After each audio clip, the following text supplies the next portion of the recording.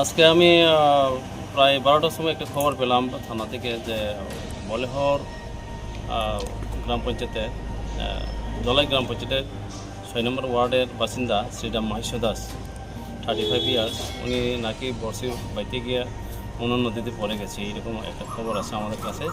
তো আমরা NDRF, civil defence volunteers এবং পুলিশ প্রশাসন সব নিয়ে স্পটে গেছি।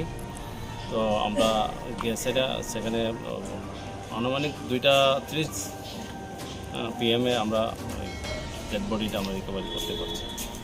যা শুনেছি গ্রামবাসী বা ওনার আত্মীয় স্বজনের পক্ষ থেকে গতকালকে প্রায় 3:30টার দিকে উনি গিয়েছিলেন, কিন্তু আর বাড়িতে ফিরে আসে নাই। প্রাথমিকভাবে তো এখন বলতে পারছি না, আমরা তো জল থেকে উদ্ধার করেছি, পুলিশের তদন্ত করলে পরে এটা বেরিয়ে আসে। পেশায় উনি একজন দিনমজুর।